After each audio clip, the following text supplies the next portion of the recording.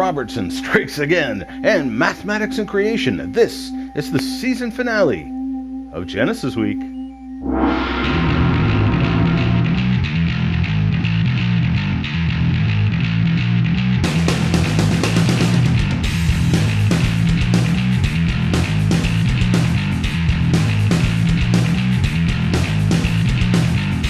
And welcome to the season finale of Genesis Week, the weekly program of creationary commentary on news, views, and events pertaining to the origins controversy, brought to you by the supporters of Core Ottawa. Excellence in pirate broadcasting, Genesis Week is the show of choice for intellectuals who have an intelligently designed brain and know how to use it.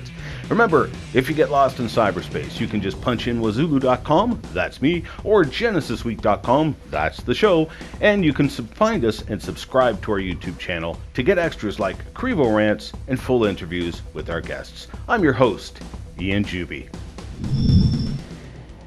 It seems more and more frequently that 700 Club's Pat Robertson makes outrageous, outlandish, and controversial remarks, putting Christians into damage control mode and distancing themselves from him.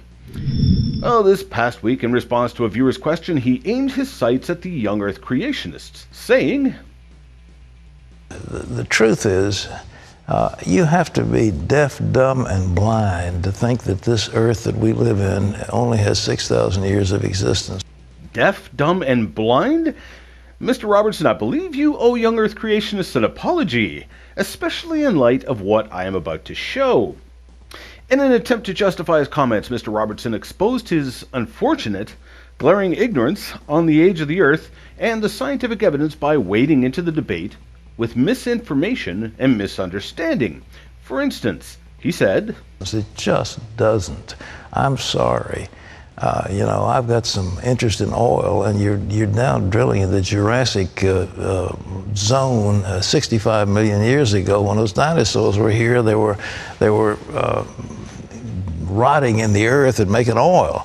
And there's no question about it. There's no question that there were dinosaurs, and no question that radiocarbon dating, there were 65 million. Now, I don't mean to nitpick, but you did call young earth creationists deaf, dumb, and blind, and then made a very long string of completely erroneous comments, such as drilling 65 million-year-old Jurassic deposits? Well, actually, that age would be Cretaceous, not Jurassic, and evidently Mr. Robertson is unaware of the continuing debate over the origin of oil, seeing as how oil can be found in lots of layers not associated with dinosaurs. Tell me, Mr. Robertson, how many dinosaurs have you dug up? I've excavated dinosaurs and dinosaur tracks all over North America. I assure you they do not come with the year they were made stamped on the bones. So how is it exactly that you know they are 65 million years old? Oh, what was that? Radiocarbon dating? Mr. Robertson, you cannot get an age any older than 100,000 years old with radiocarbon. It breaks down too quickly. Furthermore, yes, there has been dozens of radiocarbon tests conducted on dinosaur bones and wood fragments from dinosaur layers. They invariably return radiocarbon ages of between 5,000 to 50,000 years old, not 65 million years. Oh, and by the way, that oil you were talking about? Yeah, crude oil, alleged to be millions of years old, has also been radiocarbon dated and again returns ages of between 5,000 and 50,000 years old. On top of all that, we are finding more and more preserved soft tissues and blood cells in dinosaur remains. Tissues, cells, and evidently DNA that should not be there. In fact, the preservation of these tissues is on par with Egyptian and American mummies. Clearly, these dinosaur bones are not 65 million years old. Furthermore, no one, there is not a single young earth creationist that I know of who doubts that dinosaurs existed. Certainly I don't doubt it. I've excavated and prepped them for museums, and I'm a young earth creationist. In fact, the name dinosaur was invented by a creationist, Sir Richard Owen. So how is it then that I, a young earth creationist, am deaf, dumb, and blind? Or is it perhaps that the blind see something that you do not, the deaf heard something you never heard before, and the dumb are speaking of things which you are blissfully ignorant. Mr. Robertson then forayed into more territory of which he is evidently ignorant. There's no question that some of the other things were much older than that, and we have so many geological records. You mean the geological records like the dinosaur beds, which were clearly laid down by a global flood? Contrary to what Mr. Robertson seems to think, when one looks at the actual scientific evidence, it is clear that it was not an asteroid that killed the dinosaurs. It was actually a big flood, exactly like the Bible said. Mr. Robertson, you should watch Crevo Rant number 17, Dinosaurs and Asteroids, where I explain in very simple terms and show the actual evidence of how we know what killed the dinosaurs. And that geological record? Did I mention that no matter where we take samples from it, we get young radiocarbon ages? Coal, CO2 wells, fossil wood, etc. I also challenge you to find me any place on planet Earth where the geologists do not say, "This place where we stand was once underneath an ancient ocean." Find me such a place. For crying out loud, even Mount Everest is covered in fossil sea life. But you didn't know this, did you?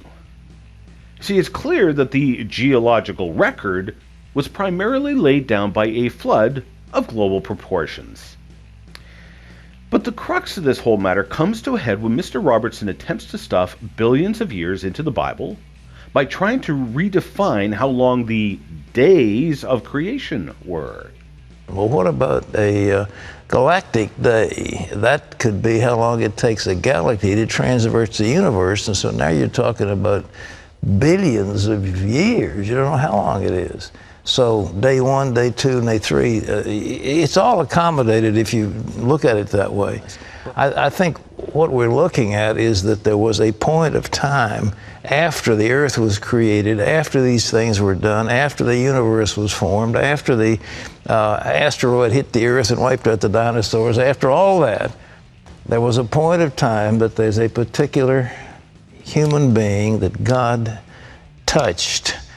And that was the human that started the race that we are now part of. And I think prior to that, who knows what was here.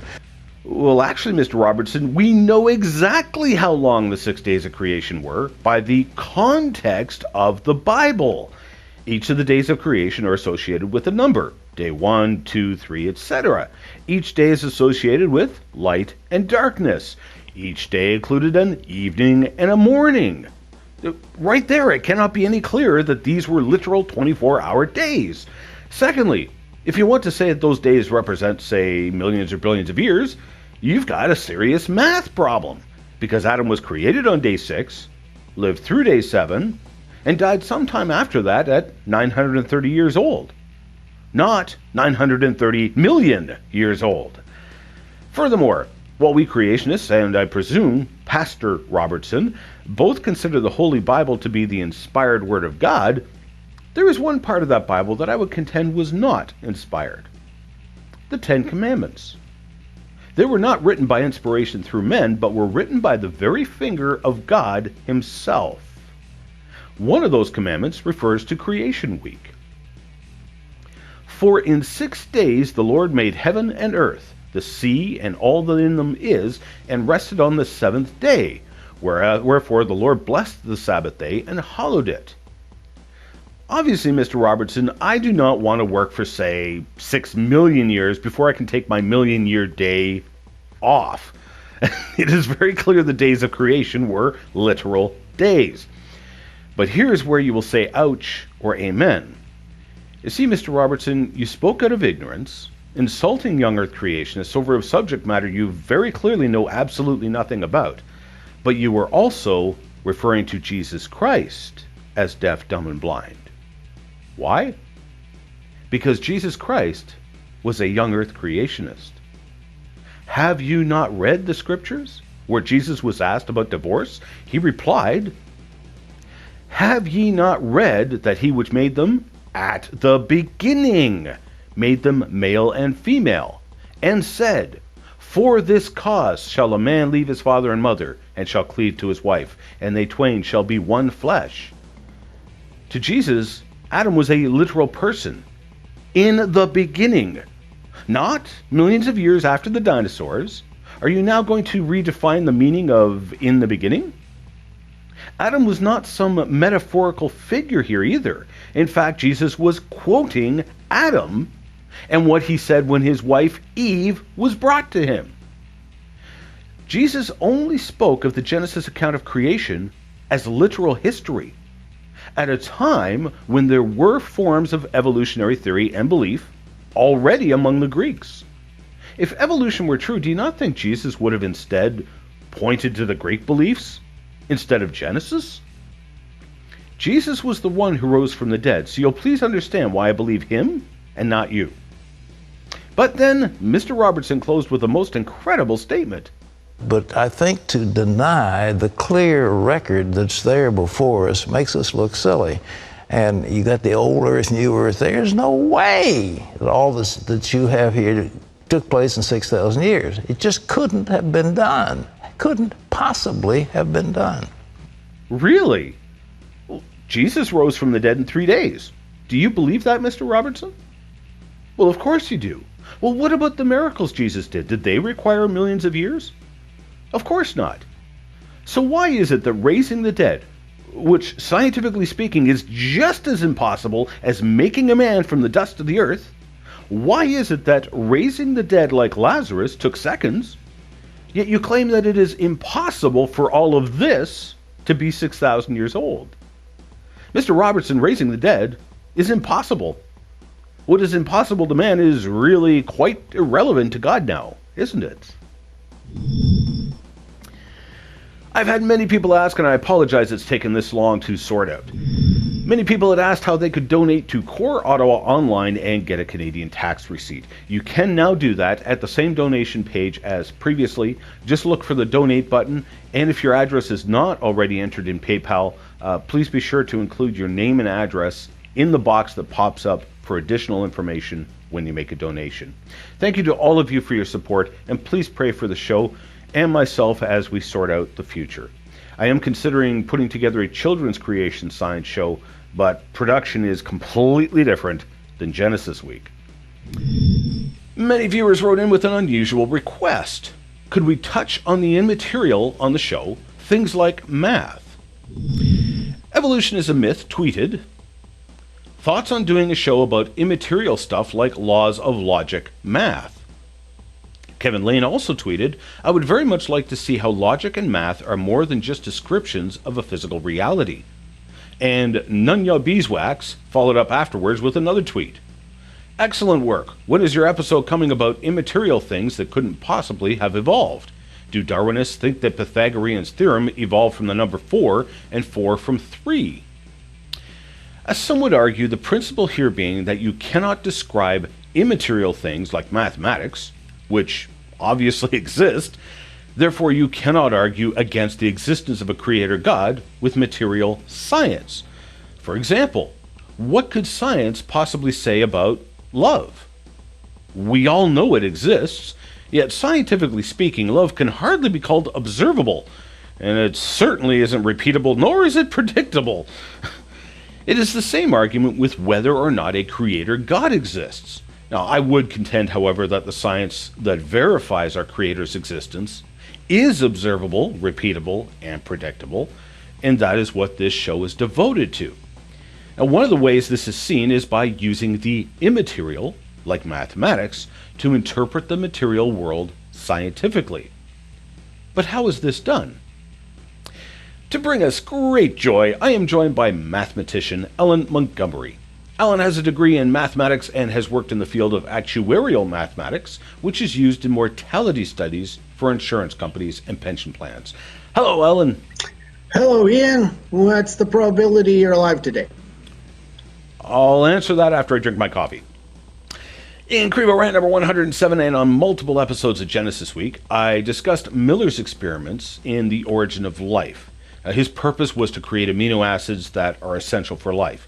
Yes, the scientists focus on chemicals rather than the organization of chemicals. That's because that's part of their mission, and the easiest part of their mission is to focus on, actually making the chemistry. But that doesn't get them out of the sandbox. They're still playing around. The hard part is ordering the chemicals that they make into sequences that actually produce life. Life is not in the chemicals. Life is in the organization of the chemicals into information and function. This is not on the chemicals, but it's on the order of the chemicals.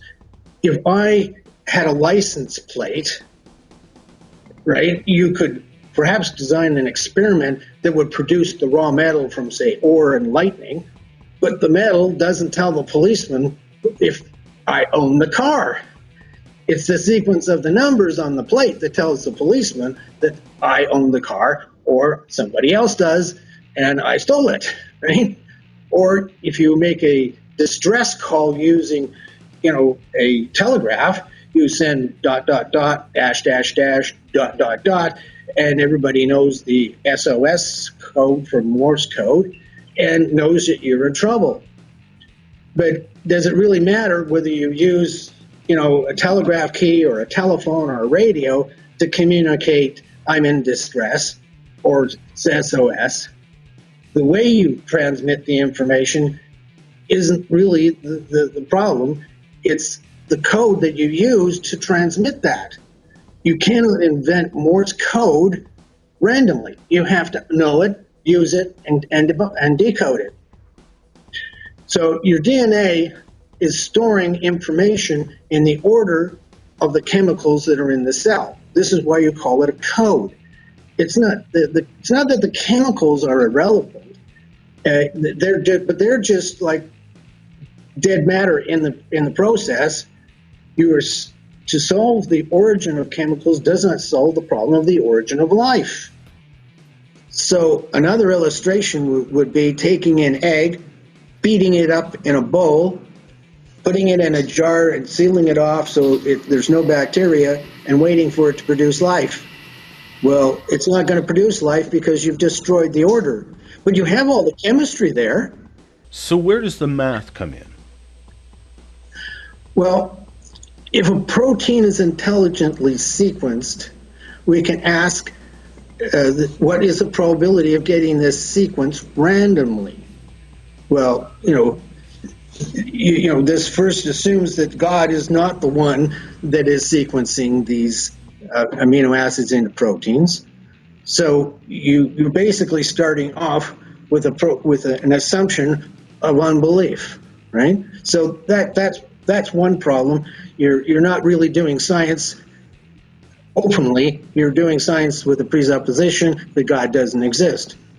So the scientists have been trying to claim that you can order these things randomly without any intelligent input.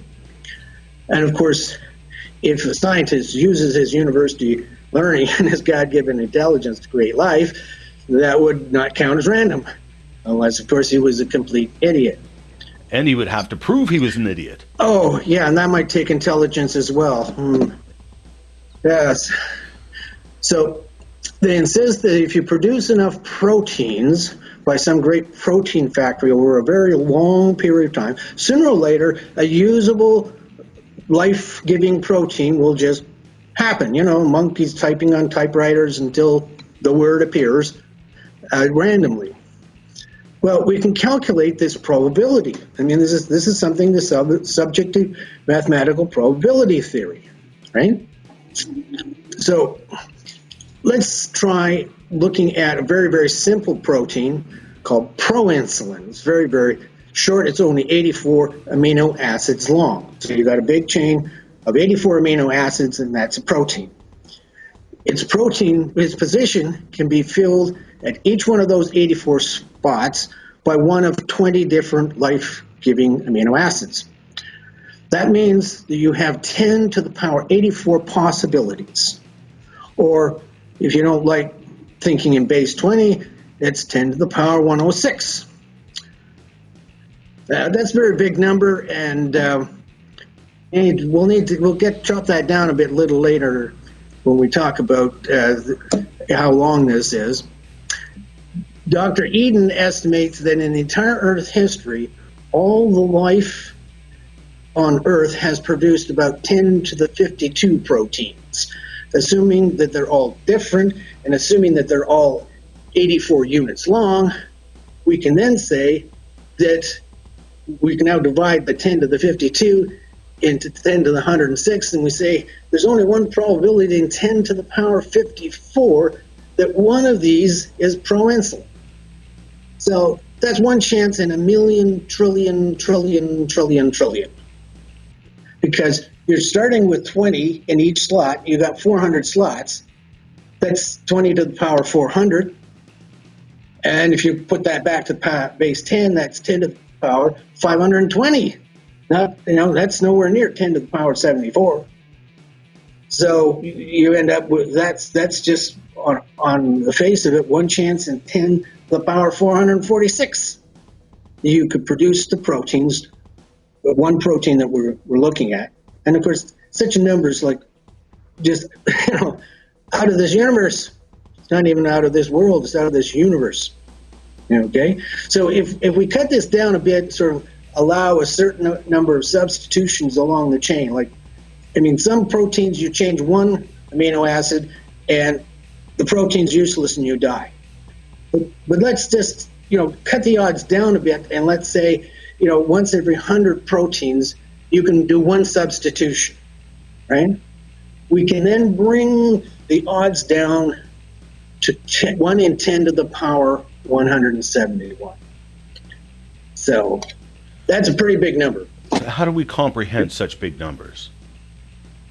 Well, imagine you've got like a little single-celled animal like an amoeba, and it's going to carry one atom on the face of this earth somehow right out to the radius of the edge of the universe and back at the rate of 1 inch every year. And after that amount of time's gone by, we're nowhere near close to getting to a protein which would be life-giving. So when the scientists talk about this and they're Darwinists and they don't want to admit God, what they do is they wave their hands around and say, given enough time. Well, 15 billion years isn't even a drop on a drop on a drop in the bucket of what you need. So by just waving their hands and saying, given enough time, they are avoiding the problem. But yet, I already know what the skeptics will say. It's a remote chance, but it's not a zero chance. Yeah.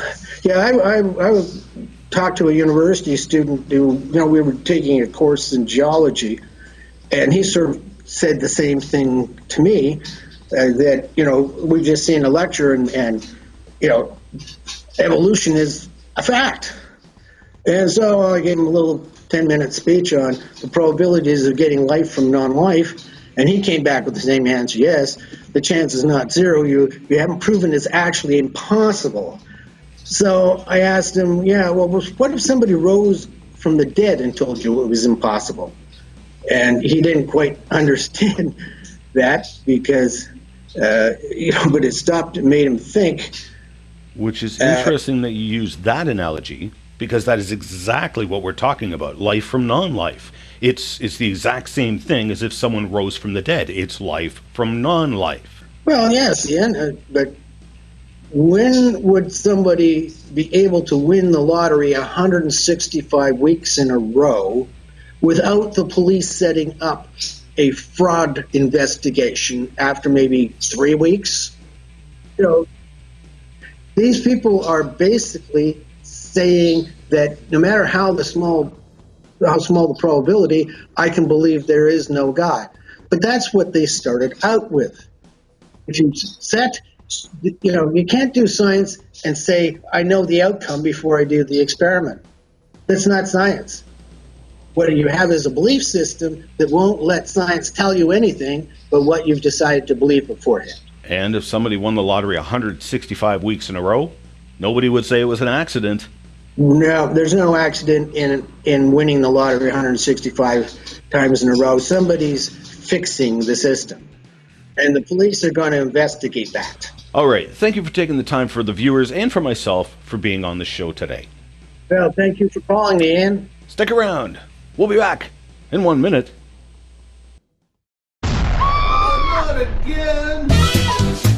To the horror of both fans and enemies, Ian Juby is back with more ranting goodness. Okay, Jacques. You first. Just when you thought his meds had kicked in, Ian goes off on a tangent about what killed the dinosaurs.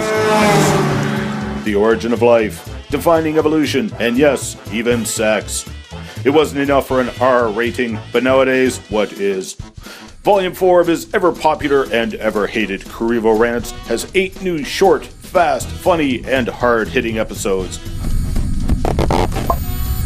You can get your copy on the soon-to-be-extinct DVD for $15 plus shipping and handling, or purchase the instant digital download of all 8 tracks for just $8. Or you can buy all 4 volumes of his world-infamous rants for the price of 3.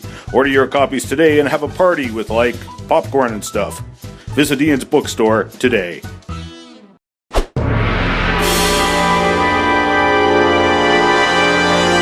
Woohoo! Mail for me?